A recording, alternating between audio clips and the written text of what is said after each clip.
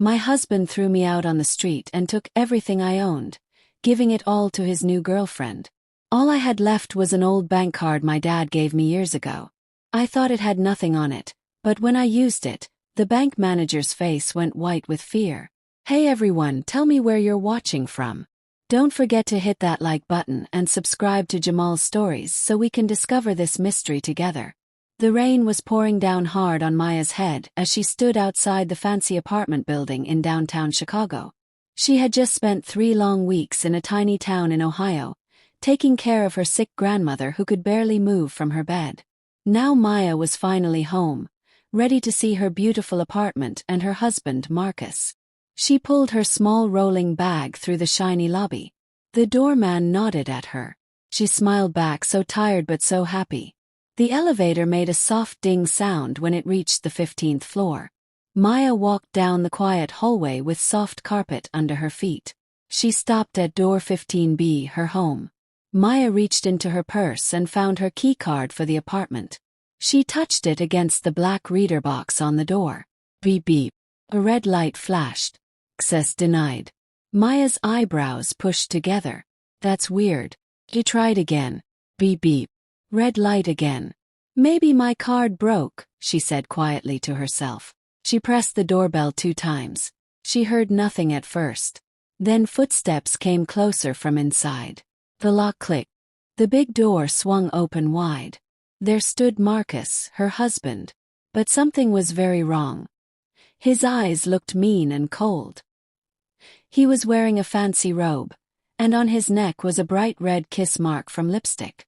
"Oh, you came back," Marcus said. His voice wasn't nice or warm. It was cold like ice. Maya's heart felt like it stopped. "Marcus, why isn't my key working?" Maya asked. Her voice shook. "Because I changed all the locks," Marcus said. He stood in the doorway blocking her. From inside the apartment, a woman laughed. The laugh was loud and mean. "Baby, who's at the door?" the woman called out. "If it's someone selling stuff, tell them to go away." A young woman, much younger than Maya, appeared behind Marcus's shoulder. Maya knew who she was right away. Her name was Tasha. She was famous on Instagram for posting pretty pictures. Maya felt sick to her stomach. Tasha was wearing Maya's silk robe. The same robe Maya bought herself for their wedding anniversary last year. Tasha looked at Maya from her head to her feet. She looked at Maya's simple travel clothes, her tired face, and her old suitcase. "Oh," Tasha said with a mean smile. "It's not someone selling stuff. It's the ex-wife." "Ex-wife," Maya whispered. Her eyes filled with tears. "Marcus, what is this? Who is she? Why is she in our home? Why is she wearing my clothes?" Marcus let out a big breath like Maya was annoying him. "Listen, Maya, this is over. We should talk downstairs. Don't make a big scene here." Marcus didn't let Maya come inside. He stepped out into the hallway and closed the door behind him. Tasha stayed inside, smiling like she won a prize. Marcus didn't say one word while they rode down in the elevator. Maya felt frozen. Her brain couldn't understand what was happening. The smell of Tasha's perfume, an expensive smell that made Maya feel sick, was still on Marcus's robe. The elevator made a ding sound. The doors opened to the busy lobby. It was evening and lots of people were coming home from work. Some of them looked at Maya and Marcus with curious eyes. Marcus walked fast toward a corner of the lobby. It was a quiet spot near a huge window that showed the busy street outside. Maya followed him like a robot. "Marcus, explain this to me," Maya said. Her voice was so quiet she could barely hear it herself. "What's there to explain?" Marcus said coldly. "Isn't it clear? You and me were done. Finished. Just like that. After 8 years. After I took care of your sick mom. After her heart attack last year. After I helped you when you had nothing." Marcus laughed, but it wasn't a nice laugh. "Helped me when I had nothing. Don't be silly, Maya. I'm successful because I worked hard. You're just in my way. And after you spent so much time taking care of your grandma in that small town, you forgot how to be a good wife." "My duties?" Maya asked. "Yes. Look at you. Marcus pointed at Maya with disgust on his face. You look messy. Dirty hair. I'm a big real estate developer. I need a partner who matches my level, not a boring housewife like you. Maya's mouth fell open. The man standing in front of her felt like a complete stranger. And Tasha? Maya asked. So it's been happening this whole time? Yeah, we've been together for a year, Marcus said. He didn't even look sorry. And she gets me way better than you ever did. Suddenly, a security guard walked up to them. He was pushing a small beat-up duffel bag. It was the same bag Maya used when they first moved to Chicago years ago when they were poor. Marcus took the bag and threw it at Maya's feet. Some old clothes fell out a little bit. Maya saw her old wallet. Those are your things, Marcus said. The rest I threw in the trash. Then he threw a brown envelope on top of the bag. Those are divorce papers. I already signed them. Inside is what you get. All the stuff, this apartment, the cars, my company, everything is in my name. You came into this marriage with nothing. You leave with nothing. Tears finally fell down Maya's face. This wasn't just being embarrassed. This was being destroyed completely. You can't do this, Maya said. Oh, I can, and I already did, Marcus said. His eyes were as cold as ice in winter. Sign those papers. If you behave yourself and don't ask for any of my stuff, maybe I'll be nice and give you money for a bus ticket back to your little town in Ohio. People in the lobby started whispering and pointing. Maya felt like she was standing there with no clothes on. Get out, Marcus hissed through his teeth. But this is my home too, Maya said. Not anymore, Marcus shouted. Security. 2 security guards walked over. They looked uncomfortable, but they were on Marcus's side. He owned the apartment. I'm sorry, ma'am. Please don't cause trouble, one guard said. He gently grabbed Maya's arm. Maya was pulled out of the building by force. She looked back, staring at Marcus with desperation in her eyes. Marcus, please, she begged. Marcus just looked at her with blank eyes, then turned around and walked toward the elevator. Up above, on the second-floor balcony, Maya could see Tasha's shadow watching. She was enjoying her victory. The heavy glass door of the lobby closed behind Maya with a hiss sound. It separated her from the life she'd lived for the last 8 years. Maya was pushed onto the busy sidewalk under the Chicago sky. It was getting dark. She only had a duffel bag of old clothes and divorce papers that insulted her. Night came quickly in Chicago. The streetlights started turning on one by one, but for Maya, the whole world felt dark. She walked without knowing where she was going. The sound of car horns from the heavy traffic sounded like angry animals roaring in her ears. She had nowhere to go. Her grandma in Ohio was still getting better from being sick. Maya couldn't add this heavy news to her grandma's problems. Her feet carried her to Grant Park. She sat on an empty bench, staring at the tall buildings. Her stomach made a loud growling sound. She hadn't eaten anything since this morning.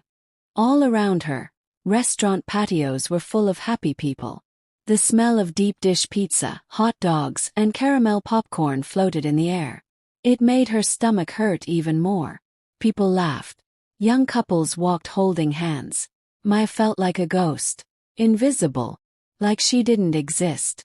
She opened the wallet Marcus had thrown at her. Inside was about $8 in cash. Not even enough for one night in a cheap motel outside the city. She pulled out her phone. The battery was at 4%.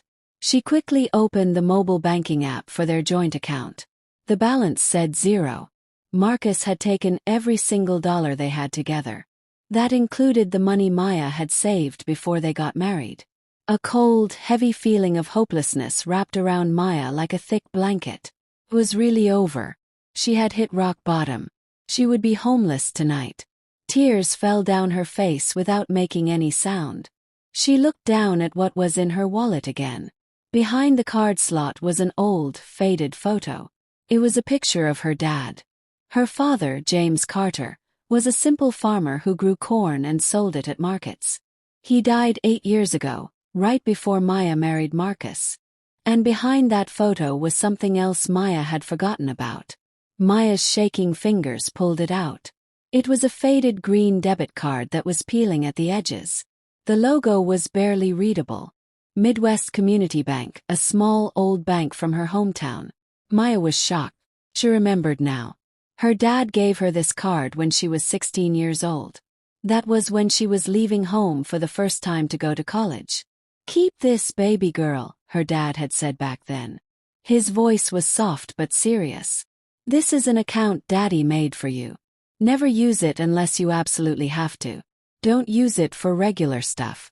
Pretend it doesn't exist." "How much money is in it, Daddy?" she had asked. Her dad just smiled mysteriously. "Enough to be a life raft. If you ever feel like you're drowning, use this. But as long as you can swim, don't touch it." Maya never used it.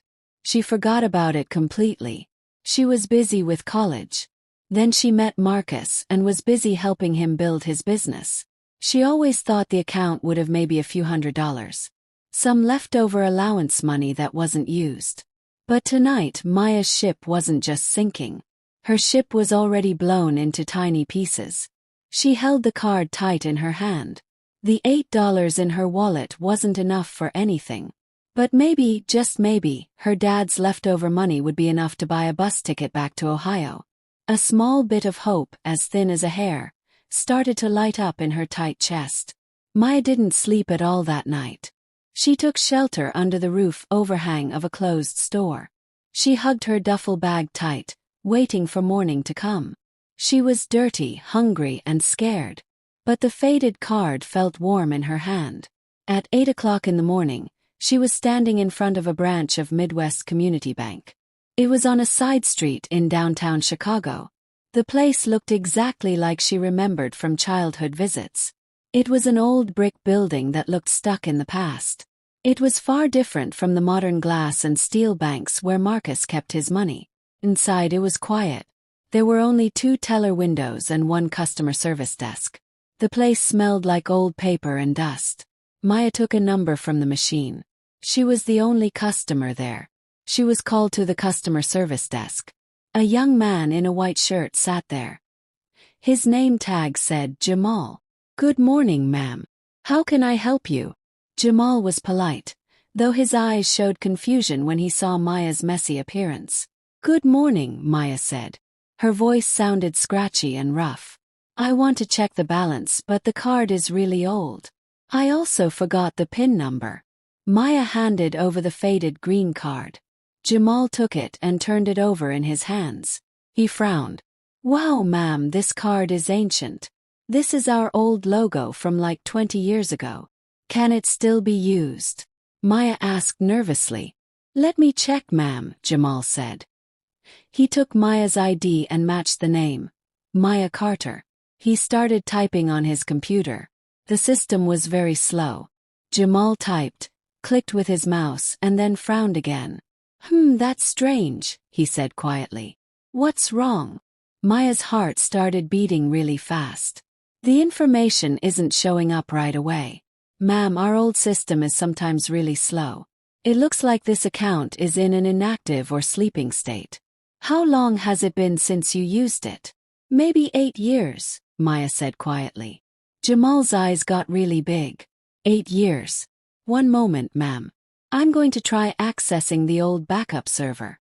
His fingers moved fast on the keyboard. His computer screen flickered, showing rows of green letters and numbers that Maya didn't understand.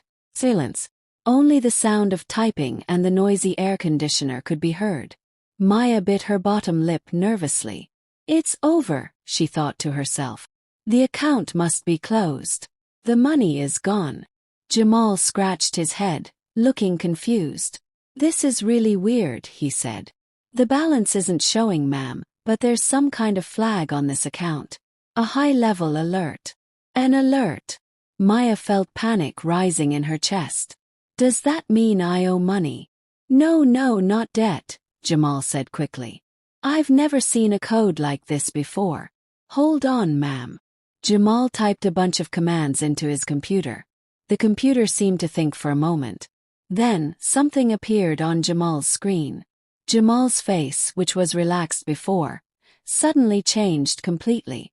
He went pale white. His eyes opened really wide, staring at the computer monitor like he couldn't believe what he was seeing.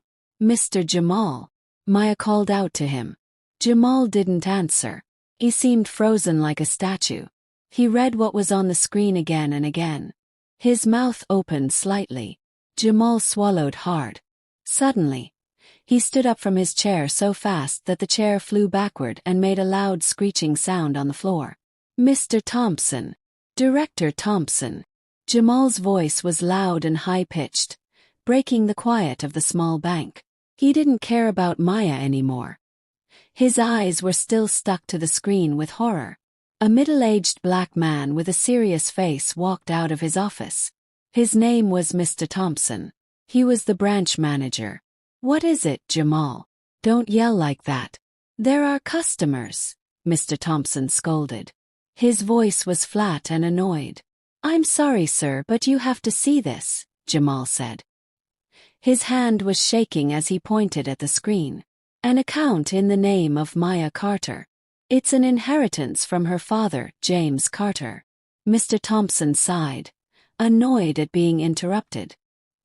He walked toward Jamal's desk, ready to lecture his young employee. He glanced at the screen. Then he froze completely. His professional, stern face fell apart in an instant. His expression changed from annoyance to confusion, and then to looking like he'd seen a ghost. He looked at the screen, then looked at Maya, then back at the screen again. "Ma'am, are you Maya Carter?" Mr. Thompson asked. His voice, which was firm before, was now shaking. "Yes, sir," Maya whispered. She was scared now. "What's wrong? Was my father a criminal?" "Jamal," Mr. Thompson ordered. "Close your window right now. Put up the closed sign. Take Mrs. Carter to my office immediately. Don't let anyone see this screen." The order was so urgent and full of panic that Maya jumped with surprise. Jamal, stuttering and nervous, immediately put up a closed sign and turned off his computer monitor. "Please come with me, ma'am," Jamal said. Now he was treating Maya with huge respect, almost with fear in his voice. In Mr. Thompson's small, cramped office, the door was locked right away. Mr. Thompson walked back and forth from one side of the room to the other for a moment. Finally, he sat down in his chair. His hands shook slightly as he turned on his desk computer. "Excuse me, ma'am. You really caught us by surprise," Mr. Thompson said. His voice was still shaking. "What's really happening, sir?" Maya asked. Her voice was about to break into crying. "Did my father leave a huge debt?" "Debt?" Mr. Thompson let out a nervous laugh. "No, ma'am. Far from it." He turned his computer monitor toward Maya. Jamal, who was standing in the room, pointed at the screen while holding his breath. "Ma'am, look at this," Jamal said. The screen didn't show a balance in dollars. The screen showed a chart of ownership. "Ma'am," Mr. Thompson said, his voice low and full of shock, "this account isn't a normal savings account. This is a master account connected to a holding company. A corporation." "A corporation." Maya frowned with confusion. "Correct," Mr. Thompson said. "It's called Carter Family Trust Holdings. This company was started by your father, James Carter, in the year 2000. It was left untouched for exactly 8 years. But my father was just a corn farmer," Maya said. "That's what he wanted people to believe, ma'am," Mr. Thompson interrupted. "Your father wasn't just a farmer. He was a land investor. A brilliant one." Mr. Thompson clicked on a tab on the screen. The title said List of Assets Carter Family Trust Holdings. Mr. Thompson continued reading out loud. "It owns 1,500 acres of farmland in 3 different counties in Ohio, all under this legal deed. The complete ownership was transferred to you as the only heir, with a special clause." "What clause?" Maya whispered. Her throat felt dry. "This company activates automatically, and all its assets become available to the heir only if the heir accesses this master account in a desperate situation, or if the balance of their personal account is 0, Mr. Thompson explained. Maya's jaw dropped open. Her father had seen this coming. He knew. She looked at the rows of numbers on the screen. They weren't savings numbers. They were land measurements in acres. She didn't faint. She didn't scream. Maya simply sat up very straight in her chair. The hunger, the exhaustion, and the shame she'd felt for the last 24 hours disappeared. They were replaced by something else. Something cold, sharp, and very strong. She remembered Marcus's mocking face. She remembered Tasha's victory smile. "Mr. Thompson," Maya said. Her voice was calm and cold, surprising even herself. "Yes, ma'am. How do I activate this company right now?" Mr. Thompson looked at Maya with concern. The reaction from the woman sitting in front of him was totally unexpected. She wasn't crying. She wasn't screaming with joy. Her eyes, which were swollen from crying the night before, now looked hard as stone. She stared at the computer screen with a cold, scary focus. "Mr. Thompson," Maya repeated. Her voice stayed steady. "What do I need to do to activate this?" Mr. Thompson stuttered a bit. "Technically, it's already active, ma'am. As soon as you accessed this account with a zero personal balance, the clause was fulfilled. Our legal team managing the trust is already waiting for your instructions." Jamal quickly poured a glass of water and placed it in front of Maya. Maya didn't drink it. "My father, James Carter. What else do you know about him?" Mr. Thompson opened a drawer and pulled out a thick, dusty folder. "Your father was a priority client long before private banking even existed. He left this, a letter and legal documents. He said this can only be opened by my daughter, or by us if she accessed the account." Mr. Thompson handed Maya a yellowed envelope. Maya's hands shook as she opened it. Inside was a sheet of paper written neatly by hand. "To my baby girl, Maya. If you're reading this, it means two things. First, Daddy isn't here anymore, and you're ready to start your own life. Second, life didn't go the way you planned. Daddy was a farmer, that's true. But Daddy also knew this world isn't always fair to good black women like you. I saw how they treated your mother. Daddy kept a small safety net for you. Not to spoil you, but to make sure you have choices when you feel trapped." The letter continued. "Daddy designed the desperate clause on purpose. I know you're smart, but your heart is too soft. I was afraid if you had wealth early, you'd attract the wrong man. And if you didn't have wealth, you'd be crushed by the wrong man. Daddy failed at one thing. I hoped you'd never need to read this letter. But if you're reading it, remember Daddy's message. Don't cry. Don't get revenge with tears. Build your own empire, my child. Make them regret it. The safety net is here. Now fly, baby girl. Love, Daddy." The tears she'd been holding back finally fell. They weren't tears of sadness, but tears of understanding. Her father, the simple farmer, had seen the future. He'd seen Marcus many years before Marcus even existed. Maya wiped her tears with the back of her hand. She looked at Mr. Thompson. "I need 3 things, she said clearly. "What things, ma'am?" "First, cash. I don't have a single penny." "Of course. Jamal, prepare a cash withdrawal from the operating account," Mr. Thompson said. "Second," Maya continued, "I need a place to stay temporarily. A secure hotel far from that apartment building. That can be arranged. We have corporate rates with secure hotels," Mr. Thompson said. "Third, and this is the most important," Maya leaned forward in her chair. "I need all the financial information about Carter Family Trust Holdings, and I need a recommendation for the best business consultant. Not from around here. I want someone from the North Side Business District. Someone who doesn't know Marcus." Mr. Thompson was quiet for a moment, impressed by how strong the woman who looked homeless 30 minutes ago had become. "I know someone," Mr. Thompson said. "They call her the Wolf. She's very expensive and very tough. Her name is Patricia." "Good," Maya said firmly. "Give me the money, book me the hotel, and set up my meeting with Patricia." Maya didn't stay at the hotel Mr. Thompson booked. That was her first smart move. Not being predictable. After taking a good amount of cash, enough to make her dizzy if it had been yesterday, She bought a new phone with a new number. She bought several sets of simple but clean clothes at a nearby shopping mall. Then she booked a room at the Peninsula Hotel, one of the most luxurious hotels in Chicago, under a fake name. For 24 hours, she locked herself in the hotel room. She ordered room service and ate her first real meal. She took a long hot bath and slept deeply. She let her brain process the destruction and rebirth that happened in a single day. The next morning, she didn't call Patricia. She knew someone like Patricia wouldn't be impressed with just a phone call. Maya went to the business district on the north side. Patricia's office was in one of the tall skyscrapers. The place was minimalist and cold, all glass and steel. Maya, in her new clothes, simple but neat, stood out against the fancy setting. "I want to see Ms. Patricia." "I don't have an appointment," she told the receptionist. "Ms. Patricia is busy, ma'am. Her schedule is full for the next 3 months." "Tell her," Maya said calmly. "Maya Carter, owner of Carter Family Trust Holdings. Assets of 1,500 acres. This is urgent."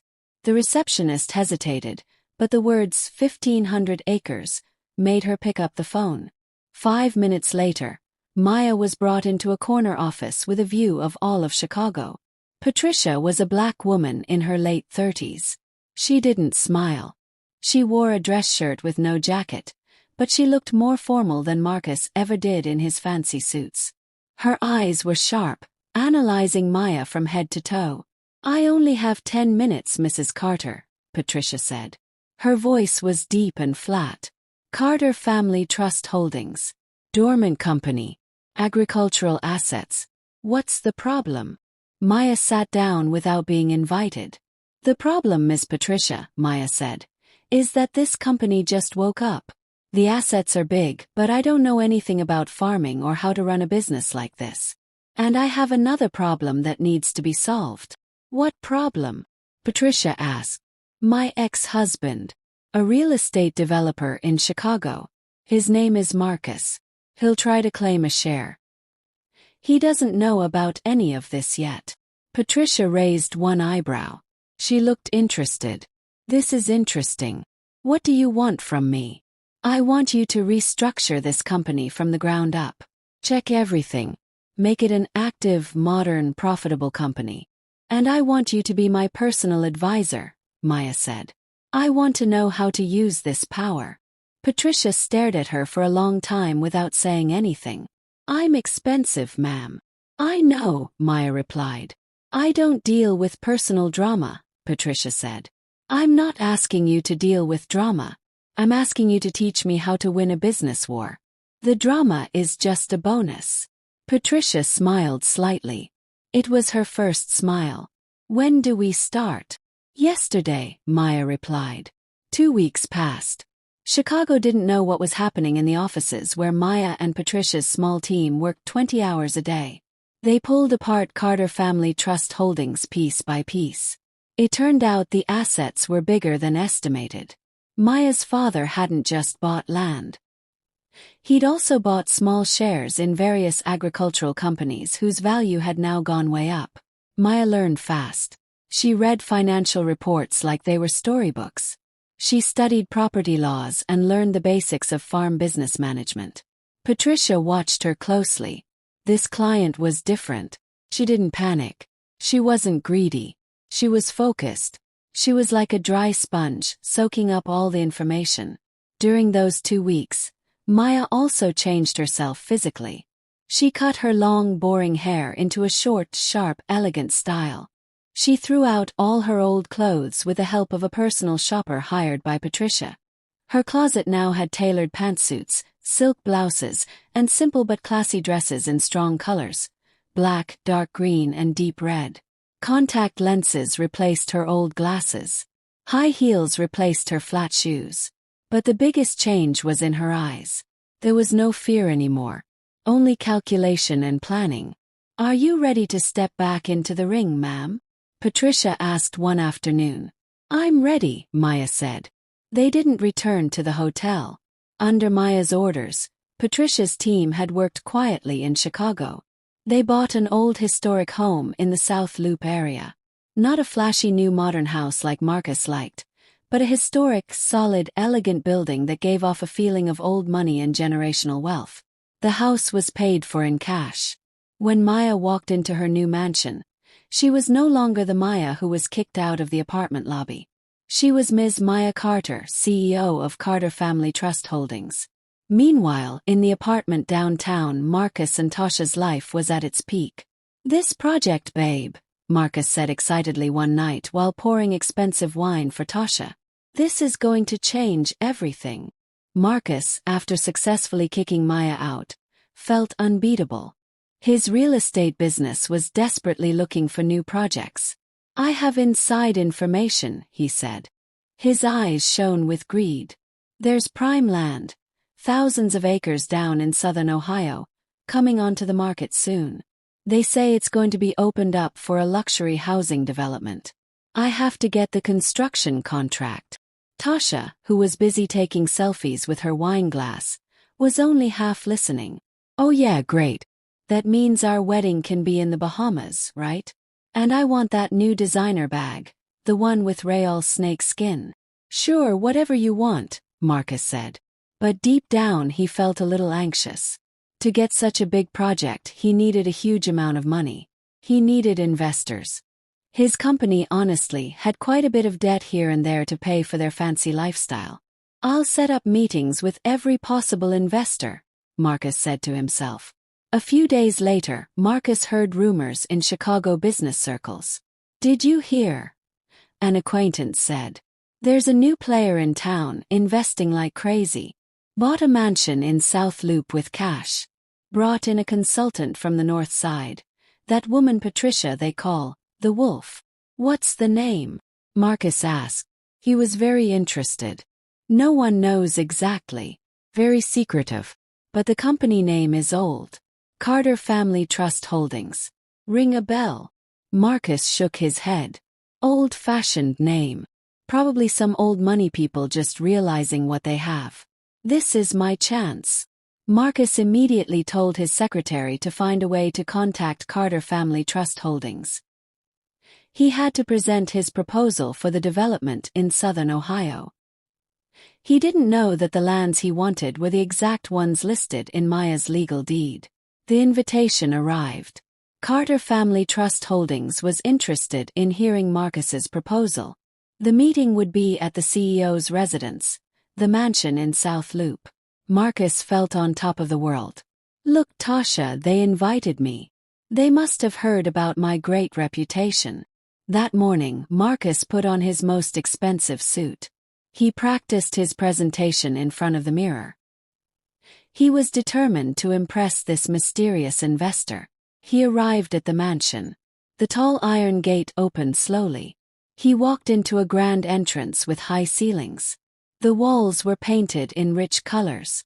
The furniture was antique and heavy. An assistant with a very formal look greeted him.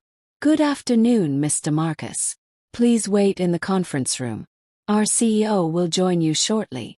Marcus was led to a large library that had been turned into a meeting room. On one side was a very long wooden table. On the other side, tall windows looked out onto a beautiful garden. At the end of the table sat a woman looking at her laptop. Patricia. Marcus thought she was the boss. "Good afternoon, ma'am," Marcus said politely. Patricia looked up. Her eyes were cold. "I'm Patricia, the consultant. Sit down, Mr. Marcus. Our CEO is on the way." Marcus sat down. He started to feel a little nervous. The atmosphere in this room was too heavy, too silent. 5 minutes passed that felt like an hour. Suddenly, the double doors behind Marcus opened. Marcus didn't turn around. He heard the sound of footsteps. High heels. Blick, black, blick, black. A firm and steady sound on the marble floor. "Sorry for the wait," a voice said. Familiar voice. But that was impossible. Marcus froze in his chair. He knew that voice. But this voice was cold and full of authority. He turned his chair slowly. The footsteps stopped at the other end of the table. There stood Maya. Her hair was perfectly styled. She was wearing a dark green power dress that fit her body perfectly. Reading glasses sat on her nose. Her face had makeup on it, but it was subtle and professional. She looked at Marcus. There was no hate in her eyes. No love. Nothing. Just the look of a boss looking at someone beneath her. Marcus's mouth opened, but no sound came out. Maya sat down calmly in the head chair at the table. Patricia stood beside her, handing her a tablet computer. Maya looked at Marcus and then smiled. The smile didn't reach her eyes. "Good afternoon, Mr. Marcus," she said. Her clear voice filled the entire room. "I am Maya Carter, CEO of Carter Family Trust Holdings." She leaned in a little bit. "Please begin your presentation. I heard you're very interested in the lands in southern Ohio." Maya paused, letting her words sink deep into Marcus's brain. Casually, she continued in a relaxed tone. "What a coincidence. All the land you want for your big project belongs to me." Silence. The silence in the meeting room was so thick that Marcus could hear his own heart pounding in his ears like a drum. A joke, he thought. This has to be a joke. But Maya's eyes, the eyes that used to look at him with love and devotion, were now as cold as the marble floor beneath his feet. Maya," Marcus managed to make a sound. His voice cracked like broken glass. "This is impossible. 1,500 acres. Carter Family Trust. Where did you get the money?" Maya leaned back in her chair, not answering that question. She turned to Patricia. "Ms. Patricia, what do you think of the initial proposal from Marcus Development Incorporated?" Patricia, who had been silent like a shadow, spoke. Her voice was flat and deadly. "Conceptually ambitious, but financially very weak. Mr. Marcus, your proposal doesn't include proper risk analysis, and your profit projections are way too optimistic." Marcus felt like he'd been hit with ice water. He came here to impress a foolish investor. Instead, he was being audited and criticized. "Wait," Marcus said, trying to control himself. His arrogance started coming back as he looked for logical explanations. "I know what this is. Maya, you must be just a puppet. This woman Patricia is the one in control. You just got lucky." "Maya," he said, trying a softer tone. It was the tone he used to sweet-talk Maya into doing things. "I don't know what happened to you, but this is big business. Maybe we can work together. You know me. I'm the best developer in Chicago." Maya smiled slightly. "Oh, I know you very well, Marcus." Then she stood up from her chair. "I don't have more time, but I'll give you one chance," Maya said. Hope lit up instantly in Marcus's eyes like a candle being lit in the dark. "My team," Maya said, looking at Patricia, "will do complete due diligence. That means we need to look at everything in your company. We need to see your accounting books, your list of assets, and your list of debts. We won't invest a single dollar in a company that isn't transparent and open."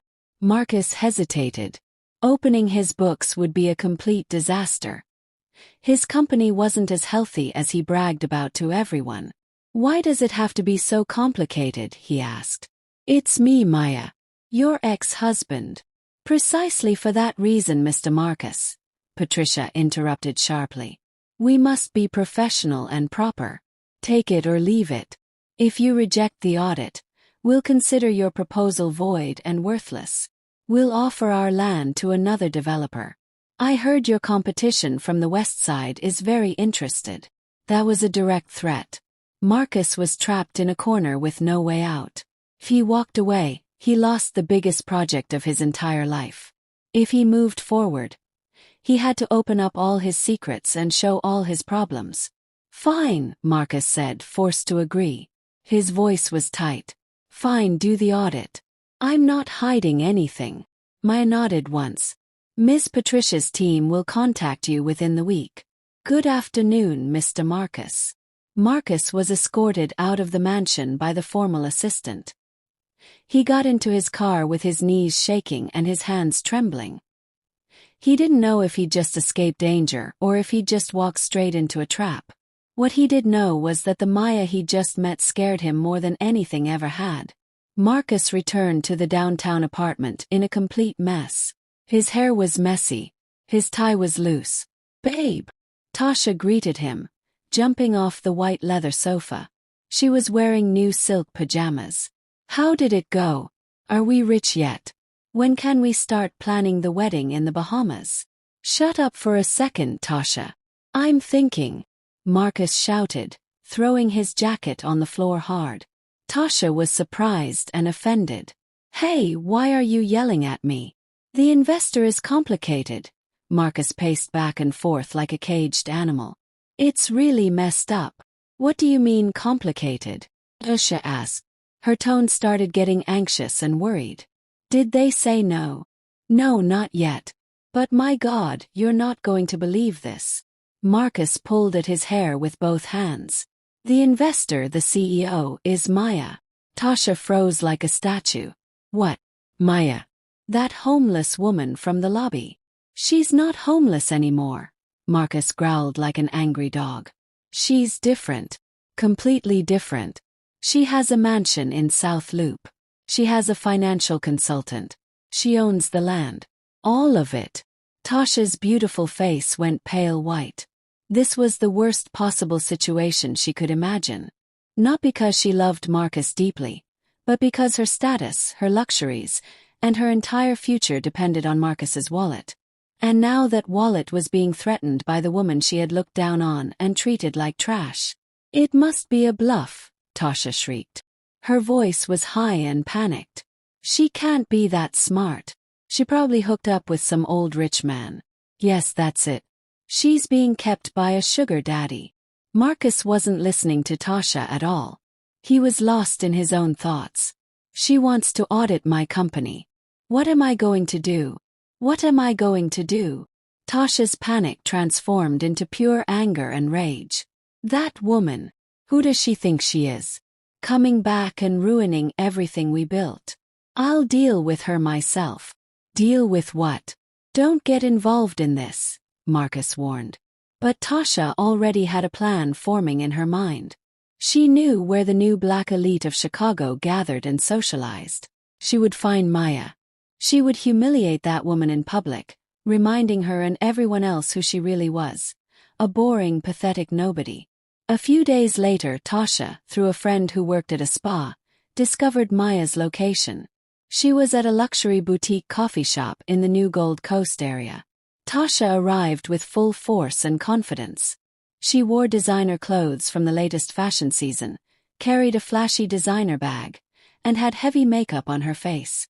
She saw Maya sitting alone in a corner booth, reading documents on a tablet while drinking tea calmly. Tasha slammed her hand directly on Maya's table, making a loud bang on purpose so everyone would look. Well, well, well. Look who's here, Tasha said loudly.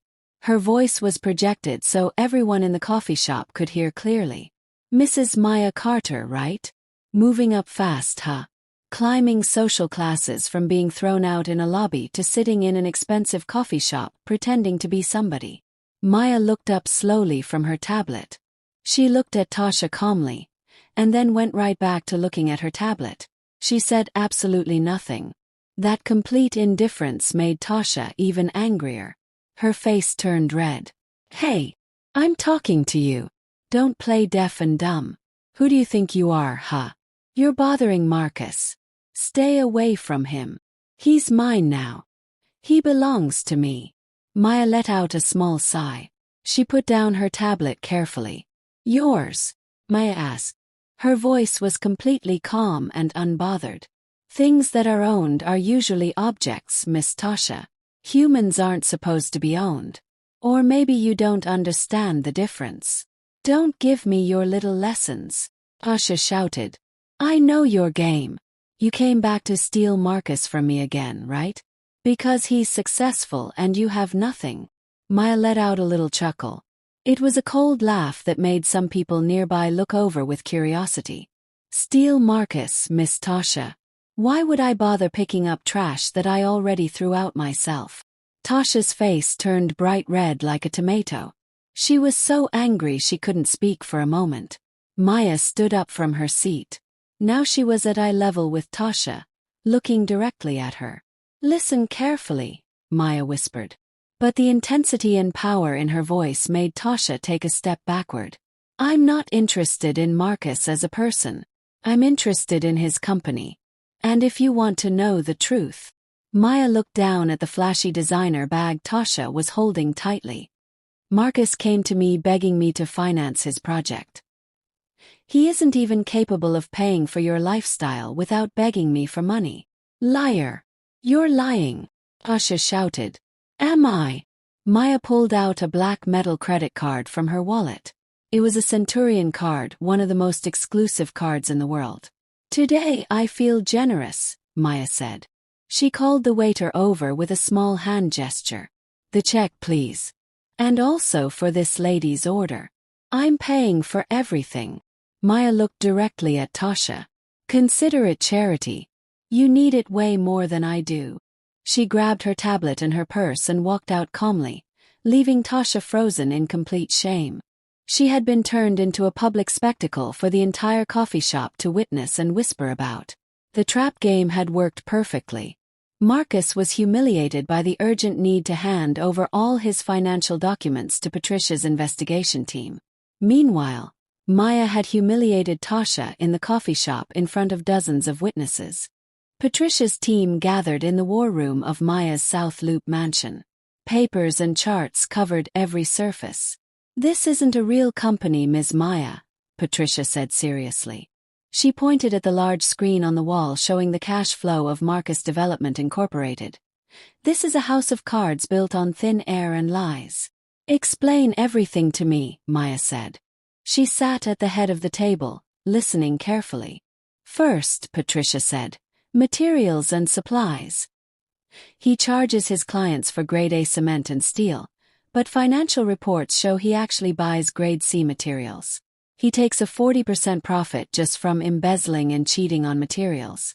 This is illegal and extremely dangerous for the buildings he constructs. Maya remembered a small apartment building project Marcus had bragged about completing last year. Her stomach turned with disgust and worry for the people living there. Second, debts, Patricia continued, clicking to another screen. He doesn't have traditional bank debts because he's too clever for that. Instead, he gets into debt with small suppliers, gravel pits, local hardware stores, small equipment rental companies. He delays paying them for months, even years, knowing they don't have the money or legal strength to fight him in court. The list of supplier names appeared on the screen. Maya recognized some of the names from conversations she'd overheard years ago. And third, taxes, Patricia said grimly. He keeps 2 sets of books. One for himself that shows the real numbers, and one for the IRS that shows fake numbers. His tax evasion is massive and criminal. Maya sat in complete silence. The man she'd been married to for 8 years, the man she'd taken care of when he had the flu, the man she'd believed in and supported, turned out to be a cheater, a scammer, and a thief. Good, Maya finally said. Her voice was steady and cold. Patricia looked at her with surprise. Good, she asked. Yes, this gives us a weapon. What's the next step? Marcus is only focused on us on those 1,500 acres, Patricia explained, leaning forward with her elbows on the table. He doesn't realize that his debt to all the small suppliers is actually his weakest and most vulnerable point. I want you, Maya said, stopping to think carefully about the strategy. I want you to buy all that debt from the suppliers. Patricia smiled. It was a smile like a wolf. I assumed you'd say that. I've already prepared 3 shell companies registered in Delaware. We'll buy every single outstanding invoice from those suppliers. We'll pay them in cash immediately. The suppliers will be extremely happy and relieved. They'll be very happy, Maya agreed. And Marcus, Patricia added with satisfaction. Marcus will know nothing at all. He'll only feel relieved because the angry debt collectors will stop calling him and threatening him.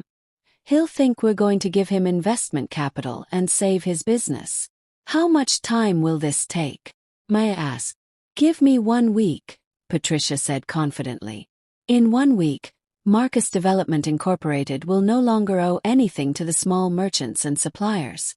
He'll owe everything to us instead. Exactly as Patricia predicted, Marcus suddenly felt like his life was getting easier and less stressful. The phone calls from angry suppliers completely stopped. The threatening letters stopped coming. He considered this a very good sign. He thought the news that he was going to work with Carter Family Trust Holdings had scared the suppliers into backing off and being patient. He was completely wrong. Feeling the pressure decrease and life get easier, Marcus decided it was time to take one last step. He had to secure Maya, not on a business level but on a personal emotional level. He knew the old Maya was weak, forgiving, and still loved him deep down. He sent a huge bouquet of white roses, Maya's favorite flowers from back when they were happy, to the South Loop mansion. The card attached said, "I know I was wrong. Let's talk like we used to. Dinner at our special place." Maya almost threw the flowers directly into the trash can. But Patricia stopped her quickly. "Go to the dinner," Patricia said firmly. "Let him dig his own grave even deeper." That night, Maya went to the upscale restaurant where Marcus had proposed to her 8 years ago. The memories felt like they belonged to a different person, a different life. Marcus was already waiting at a corner table. He looked perfect and impeccable. He'd ordered the most expensive wine on the menu. "Maya," he said warmly, reaching across the table to take Maya's hand. Maya allowed it, but her skin felt cold and dead to his touch. "I'm asking for your forgiveness," Marcus said with emotion. Maya just looked at him calmly, waiting without saying a word. "I know I was very wrong," Marcus continued. His eyes got a little bit misty with fake tears. His performance was absolutely perfect, like an actor in a movie. "Tasha, she's just a toy, a distraction. I was under pressure. Maya, business is so hard and stressful. And you were so busy taking care of your grandma. I felt lonely and abandoned, so.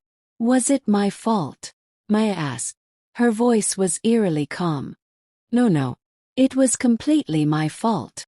Marcus rushed to correct himself, leaning forward desperately. "I was blind and stupid. I didn't see the diamond I had until I saw you in that meeting room the other day. That's when I realized." "Realized what?" Maya asked. "How fantastic and amazing you are. We can be the absolute best team, Maya." Marcus leaned in even closer across the table. "I've already left Tasha. She's already moved out of the apartment. It's over with her." It was a complete lie. Tasha was shopping with his credit card at a designer store at that exact moment. "We can start over fresh," Marcus whispered with fake sincerity. "We'll dominate all of Chicago together. You with your land and resources, me with my expertise and connections. Forget Patricia. You don't need her at all. You only need me. We belong together." Maya slowly withdrew her hand from his grip. "Your seduction skills are good, Marcus. Much better than your business presentation," she said coldly. Marcus was surprised and confused by her response. "Maybe you're right about one thing," Maya continued, as if carefully thinking it over. Marcus felt hope rising in his chest again. "We really do have to fix some things. But I can't mix personal feelings and business matters." Sure. I completely understand," Marcus said eagerly. "Let's finish the business matter first," Maya said clearly. "I've already seen the results of your company audit." "And?" Marcus asked anxiously, his hands gripping the edge of the table. "And we need to have a very serious talk," Maya said, standing up from her chair. "Tomorrow in my office at 10 o'clock in the morning sharp. Bring your lawyer if you think it's necessary. Once that business is completely settled, then we can talk about us and our relationship." Maya stood up gracefully, leaving Marcus sitting alone with a bottle of expensive wine and a big smile on his face. He thought he had just won the game. At 10 o'clock the next morning, in the conference room of the mansion, Marcus arrived alone. He didn't bring a lawyer because he was overconfident. He brought another huge bouquet of roses with him. He was feeling very confident and sure of himself. He thought this meeting was just a simple formality before he and Maya would get back together and reconcile. He entered the conference room with a big smile. The atmosphere was very far from romantic. Maya was already seated in the head chair at the long table. Patricia was standing beside her like a guard. On the long wooden table, there were no coffee cups or snacks. Instead, there were stacks and stacks of thick legal documents. "Maya, babe," Marcus greeted her cheerfully, trying to break the ice with the flowers he brought. "Sit down, Marcus," Maya said. Her voice was sharp and cutting. Marcus sat down slowly. His confident smile started to fade away. "Let's get straight to the point," Maya said firmly. "Ms. Patricia." Patricia stepped forward, placing a huge binder of documents directly in front of Marcus. "Mr. Marcus, this is the complete list of debts of Marcus Development Incorporated," Patricia said in a flat, businesslike voice. "To Rodriguez Gravel Company, a total of $90,000. To Metro Hardware Supply, $45,000. To Industrial Equipment Rentals, $180,000. And so on and so forth. The total verified debt with 11 different suppliers is $450,000. Marcus's face went completely pale white. All the blood drained from his face. "What does this mean?" Marcus asked. His voice was shaking now. "I'm negotiating payment plans with all of them." "They no longer need any negotiation," Maya interrupted sharply. "Because everyone has been paid in full. Every single dollar." Marcus looked at Maya with total confusion on his face. His brain couldn't process what she was saying. "Paid by whom?" he asked slowly. Maya pointed directly at herself with one finger. "By me." Patricia pushed forward a second huge binder of documents. "Through 3 separate investment companies affiliated with Carter Family Trust Holdings, we have purchased and acquired all those outstanding invoices and debts. Copies of all the debt assignment legal deeds are right in front of you." Marcus opened the first sheet of paper with shaking hands. His heart felt like it completely stopped beating. "In other words, Marcus," Maya said, leaning forward in her chair, looking directly into the eyes of the man who had destroyed her life, "your company no longer owes anything to those small merchants and suppliers." Maya paused deliberately, letting the heavy silence fill the entire room like thick fog. "Your company now owes everything to me. To me personally." Marcus couldn't breathe properly. He felt like he was drowning. I can pay you back in monthly installments," he said desperately. "Oh, of course you can try," Maya said with fake sweetness in her voice. "But I'm not interested in doing any kind of business with you. And I'm definitely not interested in getting back together with you romantically." She slapped another set of documents down in front of Marcus hard. "According to the debt assignment clause in the contracts, this debt is due immediately. Right now. You have exactly 24 hours to pay back those $450,000 in full. In cash. 24 hours. Marcus shouted, jumping up from his chair. "That's completely impossible. No one has that much cash just sitting around." "I do," Maya replied coldly, not moving at all. "You set a trap for me," Marcus accused her, pointing his finger. "You planned this whole thing." "A trap?" Maya stood up slowly from her chair. "I am only claiming what is legally my right, just like you kept all of my rights and assets before when you kicked me out. If in 24 hours you cannot pay the full amount."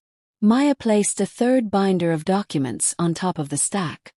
"Our legal team will immediately register a lien on that downtown penthouse apartment, on your office building, and on all your heavy machinery and equipment. Good morning, Mr. Marcus. The clock is ticking. 24 hours. Marcus never knew how short 24 hours could really be. After leaving Maya's mansion, he didn't go back to the apartment right away. He completely panicked. He spent the first hour just driving around aimlessly, cursing Maya, Patricia, and the entire world loudly in his car. The second hour he started making phone calls desperately. He called his bank manager first. "I need a loan of $450,000 immediately. The collateral is my big project in southern Ohio." The bank manager actually laughed out loud on the other end of the phone. "Marcus, don't make jokes. You don't have that project secured yet. It's not even yours. Besides, your credit limit is already completely maxed out to finance your lifestyle. Marcus hung up the phone angrily and threw it on the passenger seat. From the 3rd hour to the 10th hour, he spent every single minute calling all his business contacts and connections. Every friend he'd bought expensive drinks for at fancy clubs.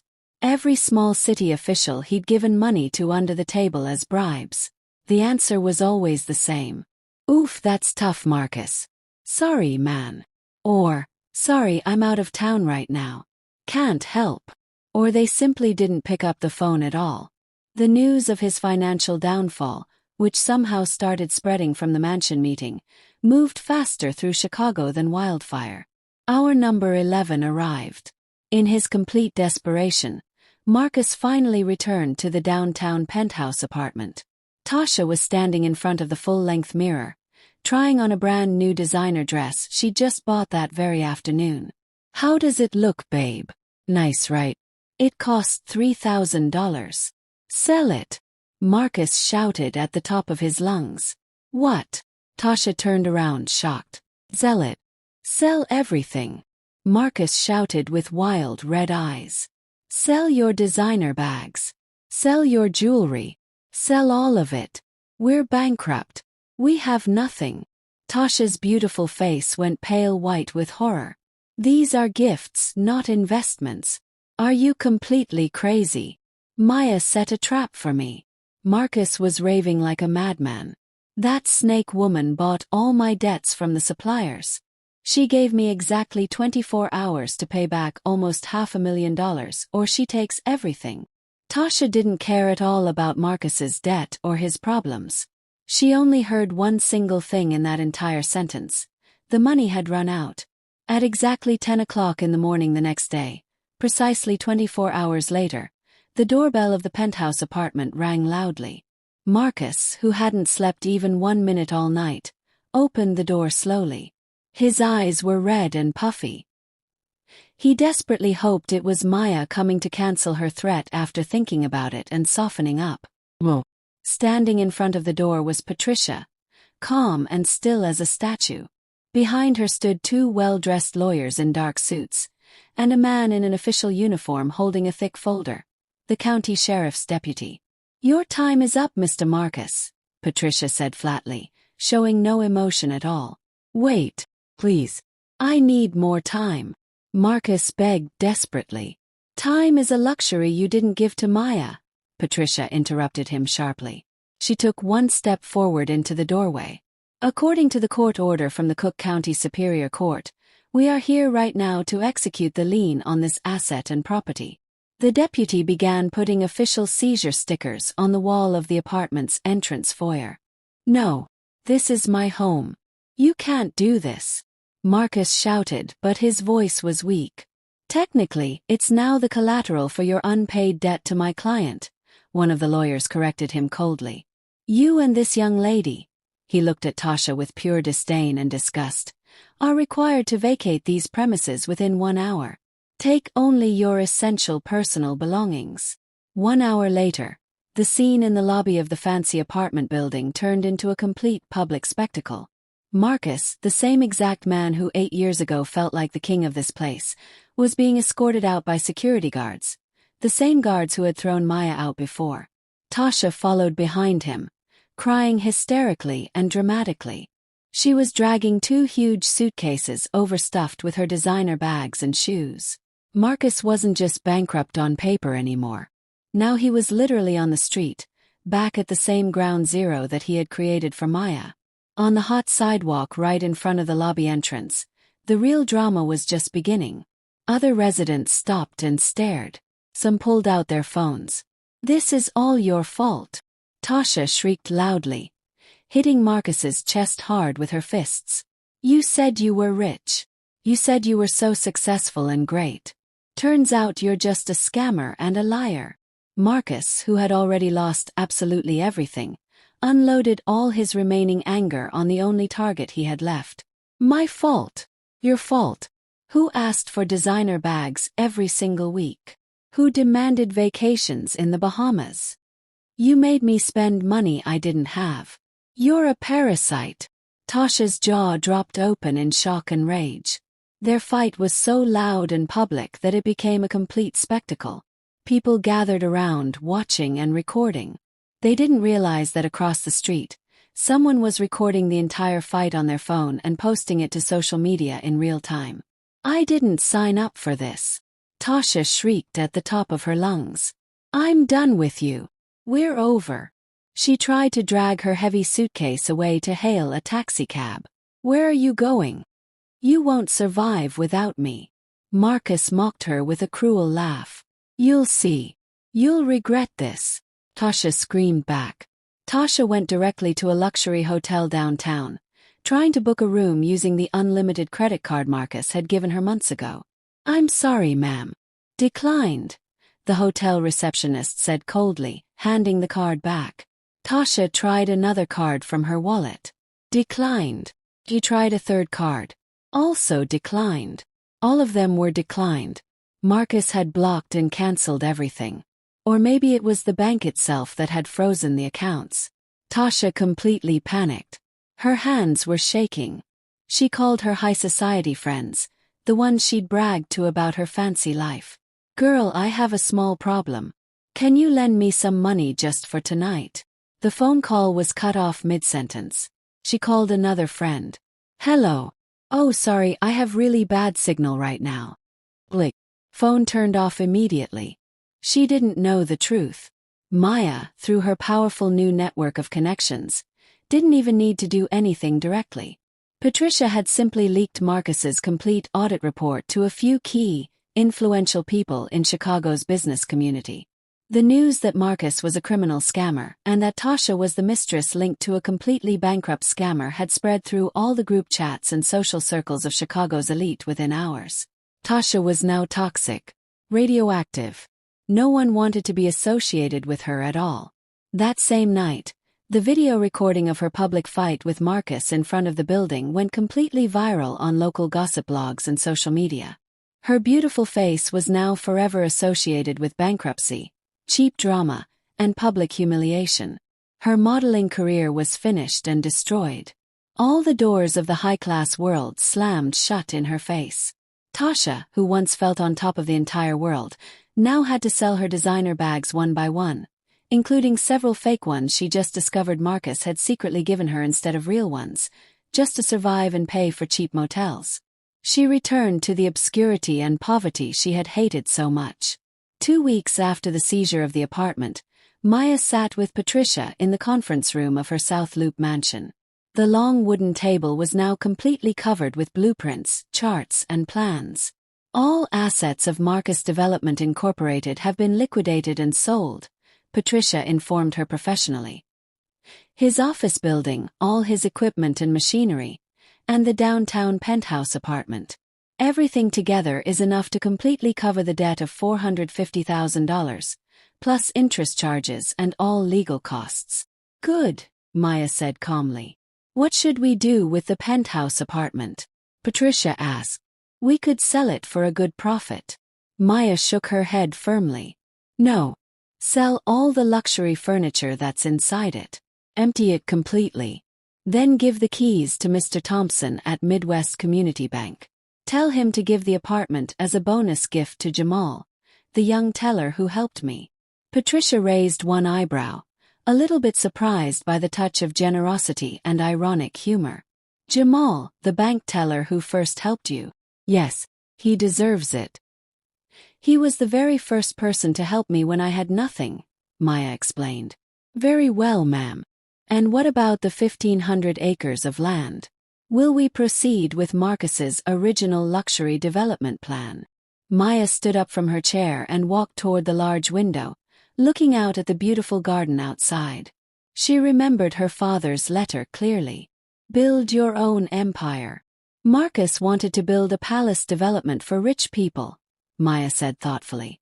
"A place that people like me could only look at from outside the gates, never being allowed in. I'm going to do the exact opposite." She walked back to the table and pointed at completely new blueprints that Patricia's team had drawn up. "I'm going to build homes for working people," Maya said clearly.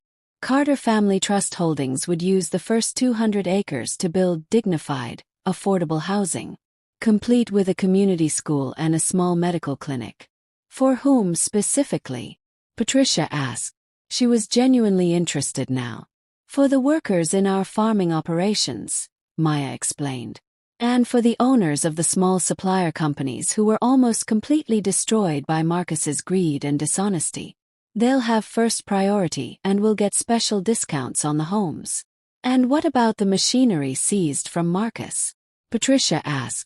We'll use all of it to build those houses, Maya said with a small smile. It's poetic justice, don't you think? Patricia looked at Maya with undisguised admiration and respect. Not only that, Maya added, pointing to another section of the blueprints. On another 20 acres, I want to build a training center. The Carter Learning Center. A training facility for modern agricultural business practices and small business management. I want people like my father to have the real chance to succeed without having to hide their success or pretend to be simple.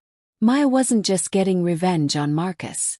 She was building a real legacy that would last for generations. Maya was completely done with Marcus as a person, but the law wasn't finished with him yet. Marcus, who was now living in poverty in a shared apartment on the far outskirts of the city, thought the worst had finally passed. He thought that after losing everything to Maya, he was at least free and could start over. One afternoon, while eating cheap instant noodles for dinner, there was a loud knock on his door. Police! Open up! Mr. Marcus, you are under arrest! An officer shouted through the door. Marcus opened it slowly, confused. What is this now? My debt to Maya is completely paid. I don't owe her anything anymore. This isn't about private debts, sir, the police officer said firmly, pulling out handcuffs. This is about your use of substandard dangerous materials on the bridge construction project in Springfield, and about criminal tax fraud. Marcus froze completely. His face went white. How did they find out? How did they know? He didn't know the truth. Patricia, acting on behalf of a concerned citizen worried about public safety, had anonymously sent copies of Marcus's double ledger books and the laboratory test results of the poor quality, dangerous cement to both the district attorney's office and the IRS. He built a bridge that could collapse and kill people, Patricia had said to Maya at that earlier meeting. Maya had nodded seriously. This is no longer just about him and me. This is about real justice and public safety. The news of Marcus's arrest was a major local headline in all the Chicago newspapers and news websites. Elite developer falls. Alleged corruption, fraud, and public safety violations. In her mansion, Maya watched the news report on the large TV in her living room. She looked at Marcus's face on the screen. He looked gaunt, angry, and defeated, being escorted away in handcuffs by police officers. She felt absolutely nothing. No anger, no satisfaction, no joy. That chapter of her life was finally, completely closed forever. She picked up the remote control and turned off the TV. 1 full year passed. Carter Family Trust Holdings was no longer a dormant and mysterious company that nobody knew about. The company was now one of the new economic pillars and success stories in the Midwest region. Maya had completely revolutionized her farming operations with sustainable, ethical practices. She raised wages significantly for all the workers and built modern facilities with air conditioning and clean bathrooms. The Carter Learning Center had already opened its doors to students, and the very first graduating class had just completed their training program. The first phase of affordable housing was completely full, with happy families moving in. Maya was no longer called Madam Director, with a tone of fear or distance. The older workers and farmers called her Miss Maya or James's daughter, with genuine respect, affection, and gratitude. She was standing on a small hill on her largest farm property, looking at the green expanse of fields under the beautiful afternoon sun. She was no longer the disheveled, broken woman from the apartment building lobby. She was no longer the cold, angry woman from the first mansion meeting. She was Maya, complete and whole in herself. Footsteps approached from behind her on the grass. Maya, the view is absolutely beautiful, Patricia said warmly. She was no longer wearing a formal business suit. Just a casual linen shirt and comfortable jeans. Now Patricia spent much more time out in the country than in her fancy Chicago office. Yes, Maya said, smiling. It was a sincere, genuine smile that reached her eyes. My father called this a safety net, a life raft. Turns out, this safety net can be used to build so many good things and help so many people. You've built your own empire, Maya, Patricia said with pride in her voice. We built it, Maya corrected her gently. We built it together. Patricia smiled warmly. My team back in Chicago keeps asking when I'm coming back to the city full-time. I think I need to give them a real answer soon. And what is your answer going to be? Maya asked, turning to look at Patricia directly. Patricia didn't answer with words at first. She took one step closer to Maya, looked directly into her eyes, and then held out her hand. I'm no longer needed as just a consultant, Patricia said softly. The wolf they used to call me. No, Maya replied, accepting Patricia's hand. The grip was firm and warm. Now I need you as a true partner. An equal partner in everything. They stood there together on the hill, watching the sun slowly set over their empire. It was an empire that wasn't built on greed, lies, or betrayal. It was built on the ruins and ashes of betrayal, yes, but it was raised up again with the solid foundations of justice, hard work, and a new legacy for the future. Did you enjoy this story? And which city are you watching from right now? Let's connect in the comments section below. If you like this story and want to support Jamal's stories, you can send a super thanks so I can keep creating more amazing stories just like this one. Thank you so much for your wonderful support. I'm really looking forward to reading your comments about Maya's journey. On your screen right now you can see 2 brand new life stories that I highly recommend you watch next. There's so much more incredible content on my channel. Don't forget to subscribe and hit that notification bell. See you in the next amazing life story. With love and respect from Jamal's Stories.